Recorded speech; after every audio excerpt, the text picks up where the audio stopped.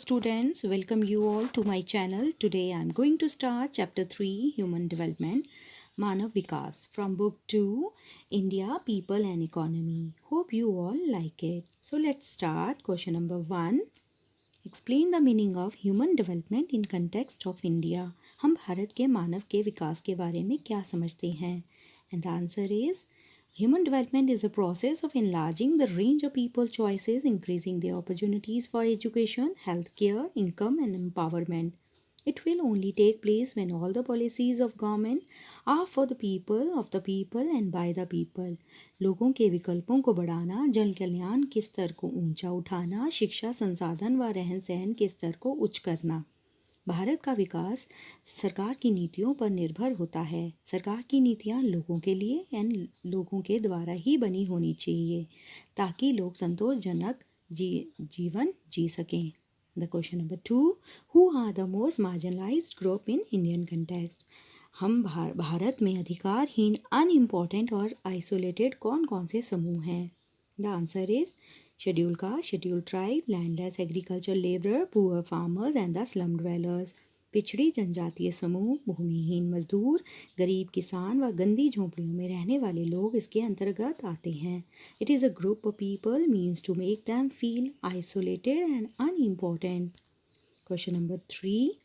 India is in which group of country in human development? हम भारत के विकास को किन देशों के अंतर्गत शामिल करते हैं?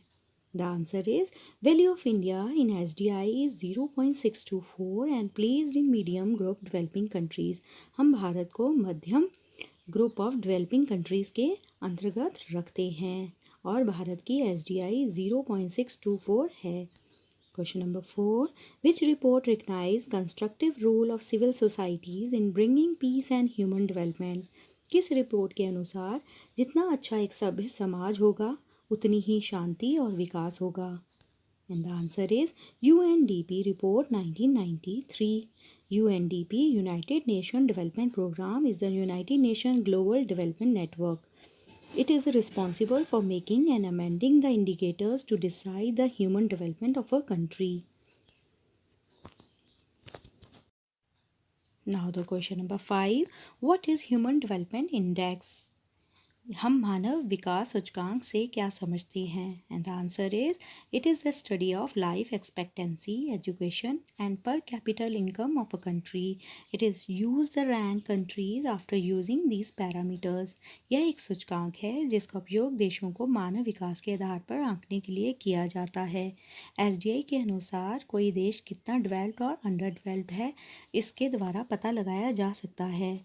जिस देश की जीवन प्रतिशत, शिक्षा स्तर एवं GDP प्रति व्यक्ति आय अधिक होती है उसे उच्च श्रेणी प्राप्त होती है. The question number 6. Who wrote the book small is beautiful? Small is beautiful किसने लिखी? The answer is Ernst F shoemaker. In his book he explain economic system and it's purpose. Question number 7. What is agenda 21? Agenda 21 किसे कहते हैं? The answer is it refers to the 21st century. Its aim is achieving global sustainable development by Rio Conference 1993. Brazil में UN के द्वारा जो conference हुई थी उसमें यह एक एजेंडा 21 रखा गया था. इसका मेन एम है to develop the sustainable development. And the question number 8. What is India's rank in SDI in the world? India का रैंक SDI के अनुसार वर्ल्ड में कितना है? The answer is India's rank in human development report 2011 is 134 and in 2016 is 131. Question number 9. What is the indicator of economic growth? आर्थिक विकास के संकेतक किसे कहते हैं? And the answer is GNP and it's per capita income availability are measure to know the resources used in any country. GNP सकल राष्ट्रीय उत्पाद और प्रति व्यक्ति आय जो हम डेवलप स्टेट्स और पुअर स्टेट्स के द्वारा ज्ञात करते हैं. इसके द्वारा हम किसी देश की आर्थिक स्थिति का ज्ञान कर सकते हैं. The question number 10. What is gross national product? सकल राष्ट्रीय उत्पाद किसे कहते हैं? The answer is it is the total value of goods produced and services provided by a country during a particular year. It is also equal to the gross domestic product plus the net income from foreign investment. यह विदेश से शुद्ध आय प्राप्तियों को ध्यान में रखता है और जीडीपी घरेलू उत्पादन के स्तर को ध्यान में भी रखता है। जीएनपी किसी भी व्यक्ति या किसी देश के निगम के उत्पादन के स्तर को मापता है।